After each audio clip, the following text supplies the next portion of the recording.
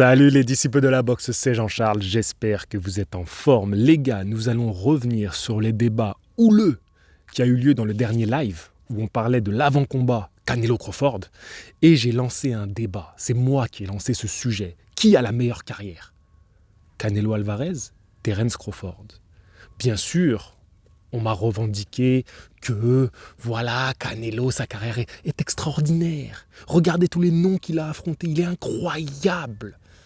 Je dis, mais Crawford, il a affronté personne. Il a affronté que des journeyman. Il a gagné ses ceintures à la loterie. C'est que des mails. C'est des hiboux qui sont arrivés chez lui, qui ont toqué à sa porte. Voilà, vous arrivez dans une école de magiciens où vous allez gagner des ceintures de boxe. C'est ça? Il n'a affronté aucun moldu.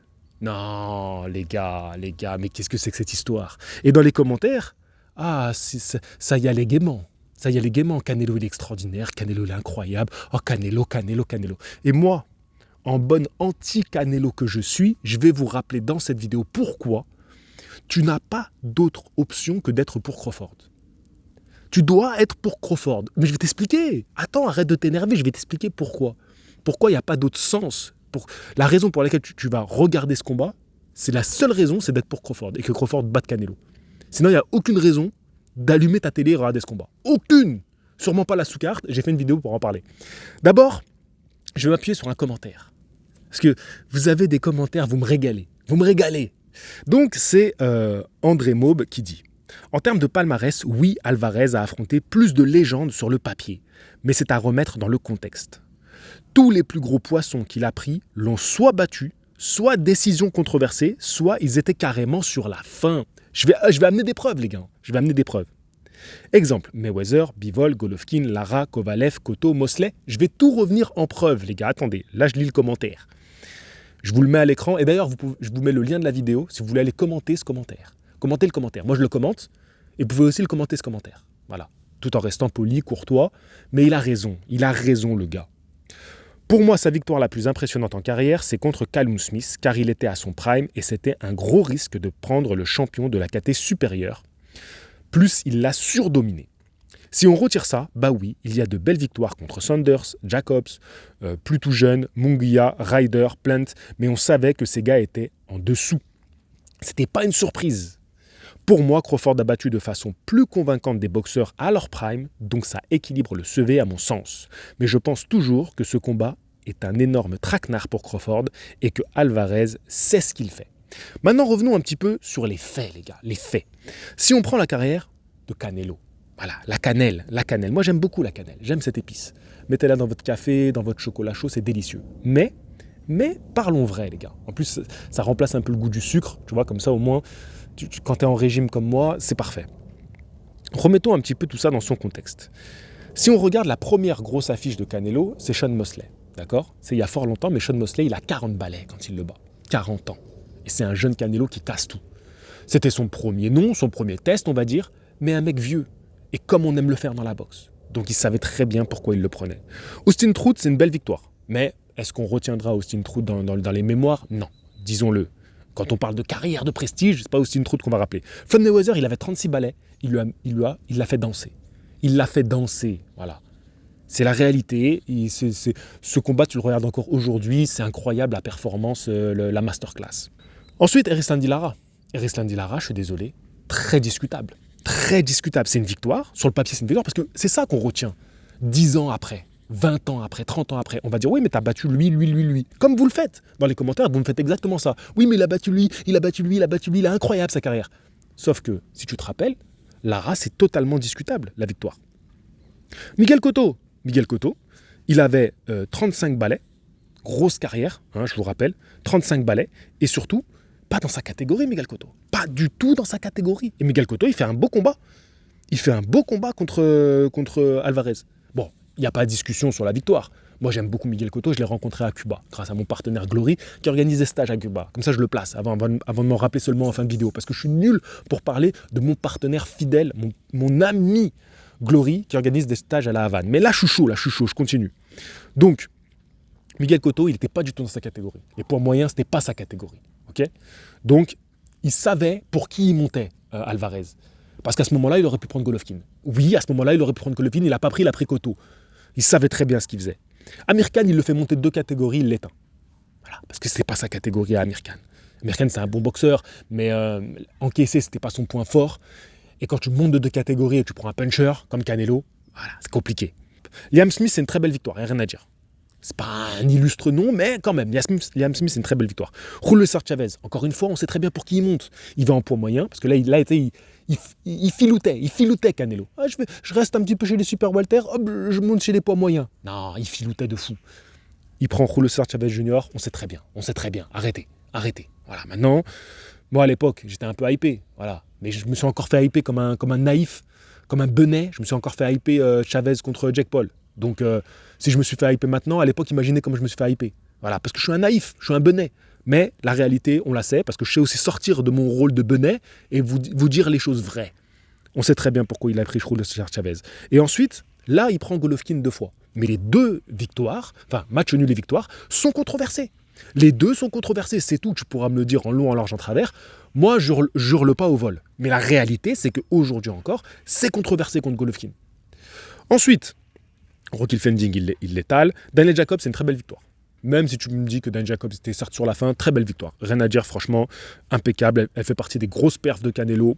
Rien à dire. Attention, Canelo contre Golovkin, je le trouve exceptionnel. J'en parlerai quand je parlerai de l'aspect technique des 2 boxeurs. Je leur rendrai hommage et je reviendrai sur ça. Il est exceptionnel contre Golovkin. Mais je dis juste que la réalité, c'est que c'est discutable. Les perfs qu'il a fait et les résultats qu'il a obtenus. Là, il y a Kovalev, où il va monter pour prendre Kovalev. Franchement, c'est une grosse perf. Il m'a impressionné de malade. Mais il faut rappeler que Kovalev a déclaré que jamais il envisageait gagner ce combat. Il savait qu'il n'était pas bien, il avait des gros problèmes d'alcool, etc. Donc, de la bouche de Kovalev, ça a minimisé un peu la victoire, même si la perf... Après, il y a les histoires de dopage, parce qu'à ce moment-là, on a beau dire ce qu'on veut, il y a les histoires de dopage qui tombent à ce moment-là. Et comme par hasard, tu as les histoires de dopage quand il fait ses plus grands combats contre Golovkin, et quand il monte en mi-lourd et qu'il tape Kovalev et qu'il le met KO. Genre, tu peux pas dissocier le truc. Qui tombe pour dopage à ce moment-là et qui a ces perfs-là. Et derrière, il fait, là, il est exceptionnel. Il prend donc le frère Smith, Callum, tu vois, après avoir pris Liam, il prend Callum Smith. Callum Smith, il lui fait la misère. Et là, il va enchaîner les performances chez les super moyens. Voilà. À l'image de Terence Crawford qui enchaîne les performances chez les poids welter. Je suis désolé, les poids welter, c'est une catégorie plus relevée que les super moyens. C'est tout. Maintenant, tu peux me dire ce que tu veux, c'est la réalité. Il y a plus de combattants, il y a plus de niveaux, ils sont plus techniques, ils sont meilleurs. Ils sont meilleurs. Donc si tu reprends leur plus belle perf en carrière, celle que fait Crawford chez les welter, elle est plus belle, elle est plus prestigieuse que celle que fait Canelo chez les super moyens. Sauf que les super moyens, c'est plus médiatisé. Catégorie plus lourde, plus des noms, des Américains, parce que Crawford, il va surtout chercher des étrangers, il bat des étrangers solides. Les Américains battent la race des étrangers, ils s'en foutent, ils reconnaissent que les Américains. Canelo, ce qu'il fait, c'est qu'il va battre des non-américains, et en plus, c'est Canelo, c'était une superstar. Alors que Crawford n'était pas une star quand il performe chez les welter. Il devient une star en battant Errol Spence Jr. Canelo, c'était une star, il fait des perfs, il fait une année incroyable, donc forcément, on retient que ça. Et là, c'est vrai que ces années-là, 2021, il est incroyable. 2020-2021, il est incroyable. Ok. C'est réel. Mais peut-être que tous ses adversaires avaient le Covid. Je ne sais pas, moi. Peut-être qu'ils avaient tous le Covid. C'est possible aussi. Et pour ça que Canelo a été meilleur. Oui, je suis un anti-Canelo. Oui, j'utiliserai tous les prétextes. Tous les prétextes seront bons, tout à fait. Oui, je vous le dis. Bref. Et ensuite, à partir de Bivol, où il va perdre, parce qu'il monte et il perd contre Bivol, voilà, il remonte en mi-lourd et il prend celui qu'il considère comme le plus accessible, parce qu'il ne prend pas Beterbiev. Il ne monte pas pour Beterbiev, il monte pour Bivol. Et il perd nettement contre Bivol. Bon, Bivol derrière, il bat Beterbiev, il fait 2 combats exceptionnels. Donc ça remet du crédit à la défaite de Canelo, certes. Mais à partir de là, Canelo est décevant. Il fait monter Jermell Charlo. Jem Munguia, Berlanga, Skull, c'est des combats qui sont quand même assez décevants. Il faut le dire. Voilà. Et quand on est anti-Crawford, par rapport à sa carrière, on va dire quoi? Oui, il a été décevant contre Madrimov, un combat. Et Madrimov, c'est un très bon boxeur, un profil technique très chiant à boxer. Sauf que c'est quand même un combat intéressant, Crawford contre Madrimov, techniquement remarquable, alors que Skull-Canelo, Skull c'est un profil chiant, le combat on dort. Donc comparons ce qui est comparable. Comparons les deux contre-performance, on va dire, de leur dernier combat. Skull c'est un combat chiant à mourir, les statistiques le disent. Madrimov-Crawford c'est un combat de technicien, t'as des choses à apprendre de ce combat-là. En boxe, c'est super ce qui se passe. Oui, c'est une contre-performance de la part de Crawford. C'est pas une contre-performance, c'est un combat compliqué. C'est un combat compliqué, c'est vrai.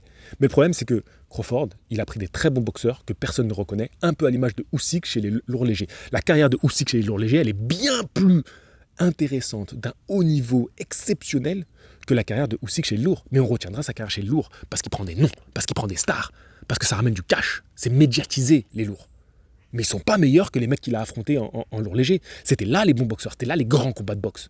C'est là aussi qu'il a galéré. Mais parce que le niveau était plus relevé. Ça ne veut pas dire aussi que c'est pas un excellent boxeur, il a une carrière exceptionnelle. Bien sûr que les carrières de Crawford et Canelo sont comparables. Et c'est pour ça que le seul intérêt du combat qui arrive, parce que ce que je vous dis là, la consécration de tout ça, comme quoi je ne peux pas avoir tort quand je vous dis ça, c'est que si Canelo il prend Crawford, ça confirme toute cette carrière où on était dans une sorte de calcul. Il prend Crawford parce que Crawford, il vient de 2 catégories en dessous et que c'est un nom et qu'il a un nom prestigieux. C'est un nom remarquable, mais 2 catégories en dessous. Il ne prend pas les meilleurs noms de sa catégorie actuelle. Il ne les prend pas et il ne veut pas les prendre. Il ne prend pas les meilleurs challengers aujourd'hui, les mecs jeunes qui ont faim, qui sont solides. Il ne les prend pas. Iglesias, là, qui va combattre demain, Mbili, il ne les prend pas. Il ne prend pas David Benavides. Il ne prend pas Arthur Beterbiev. Pourquoi Canelo ne monte pas de 2 catégories faire des challenges? Pourquoi il ne le fait pas, lui? Par contre, il fait monter des mecs. Mais quand Canelo, lui, jamais il monte de 2 catégories. Et là, on ne vous entend pas, les pro-Canelo. La réalité, elle va que dans un sens. Elle va dans le sens de Canelo toujours. C'est pour ça que le seul intérêt de ce combat, le seul, c'est pas de voir Canelo confirmer une carrière de stratège. C'est à l'image de Floyd Mayweather. À la fin, on retient que Floyd Mayweather, il est invaincu. Pourquoi Canelo ferait l'inverse? C'est comme ça que ça fonctionne. On écrit son histoire quand on peut, quand on a les moyens de l'écrire. Pourquoi le seul intérêt du combat, c'est d'être pour Crawford? C'est parce que le seul truc intéressant, c'est que Crawford batte Canelo et qu'il rappelle à tout le monde le grand boxeur qu'il est. Et il peut le faire. J'y crois. Ça va être très compliqué. Canelo est le gros favori parce que tout ce que je vous dis. Mais le seul intérêt pour lequel je regarde ce combat-là, c'est que Crawford tape Canelo. C'est le seul intérêt. Et c'est pourquoi on doit tous être pour ça. Crawford, toute sa carrière, c'est une prise de risque. C'est une mise en danger. C'est aller chercher des gros challenges. Et souvent, on ne croyait pas en lui. Jusqu'à ce qu'il arrive sur la première place du podium, pound for pound. Il est allé l'arracher à chaque fois. Et encore une fois, il peut l'arracher, cette victoire. Vous n'avez aucune raison de regarder ce combat si ce n'est pas pour voir Crawford gagner. Si c'est pour Canelo, c'est bon, toute sa carrière, ça a été ça. Restez-vous couchés. Il y a 0 enjeu, 0 intérêt. Le seul enjeu, il est du côté de Crawford. Le seul et unique, il est du côté de Crawford. Et c'est pour ça que je défends bec et ongle la carrière de Crawford, qui est une carrière extraordinaire, trop sous-cotée, trop sous-estimée. Et c'est pour ça que j'ai tellement envie qu'il gagne. Pour calmer un peu tous ces gens. Après, vous allez dire quoi? Ouais, mais Canelo est en fin de carrière? Canelo, il est plus jeune que Crawford. Ouais, mais la catégorie quand même, quoi? Crawford, il monte de 2 catégories. Tout est contre Crawford. Et c'est ce qui fait que le seul enjeu du combat, c'est la victoire de Crawford.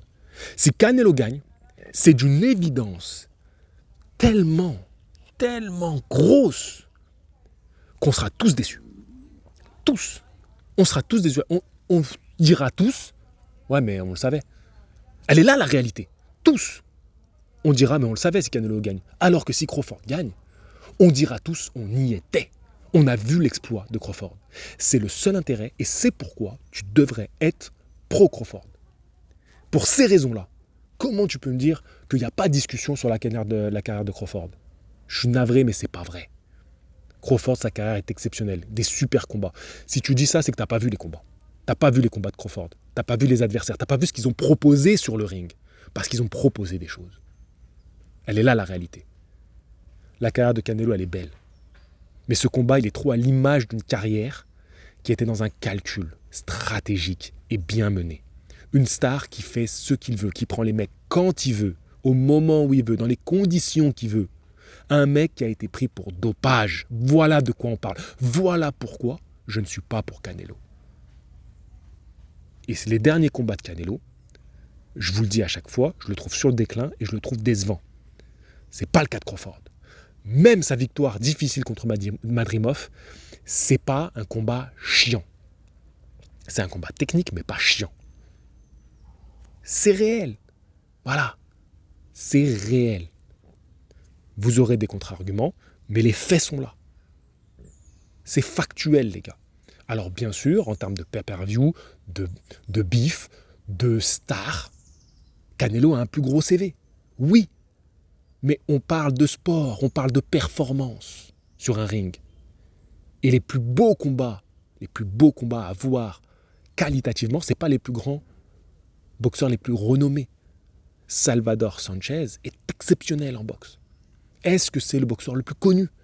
Est-ce que c'est le mec qui fait le plus de clics sur YouTube? Non. Est-ce que c'est le mec sur qui on a fait le plus de TikTok? Non. Il est exceptionnel en boxe. Moi, je te parle boxe. Voilà. Donc, le seul intérêt du combat, c'est d'être pour Crawford. C'est tout. Je veux rien entendre de plus. Débat clos. Bon, je vous prépare 2 autres vidéos qui arrivent sur qui est le plus technique entre les deux. Et niveau tactique aussi. Qui aura la meilleure tactique de combat? C'est les 2 grosses vidéos que je prépare. Il y aura très certainement encore un live. Et il faut qu'on parle de Naoya Inoue. Logiquement, c'est samedi avec Louis Geoffrey Boxe qui me rejoint. On va discuter. C'est le pro de la boxe japonaise. Donc on sera ensemble et on va parler du combat de Naoya Inoue parce que j'en parle pas du tout. Alors que c'est un combat qui m'intéresse énormément également. Voilà, c'est un combat qui a plus d'enjeux que Crawford Canelo. Et là, la réalité. Sportivement, il est plus équilibré. C'est fou quand même. Et pourtant, on s'y intéresse beaucoup moins. Voilà, mais parce que c'est les stars. C'est les stars. Et ça confirme tout ce que je dis. Mettons en avant la boxe, les gars. Parlez boxe. Comment on peut dénigrer la carrière de Crawford? Mais comment on peut le dénigrer? C'est fou. C'est fou à quel point on le rabaisse. Et j'aimerais tellement qu'une fois de plus, il enfonce le clou. Il enfonce le clou. Et il a tellement déjoué les pronostics qui allaient contre lui. Tu vois, en fait, sa carrière, c'est l'opposé de Canelo. Elle est tellement opposée que j'ai envie de voir... En fait, c'est voir Rocky gagner contre Apollo Creed. C'est ça la réalité. Elle est là. Bon bref, allez, je ne fais pas plus long parce qu'elle est déjà suffisamment longue. Sur ce, je vous dis à la prochaine. N'hésitez pas à devenir membre de la chaîne. Je vais tourner une petite vidéo pour les membres là, qui sera très certainement déjà sortie. Je vais parler de l'UFC Paris. Voilà, j'ai envie de faire une petite vidéo pour les membres où j'en discute avec eux. À la prochaine. Fighting! Let's go Crawford. J'espère que tu vas taper Canelo.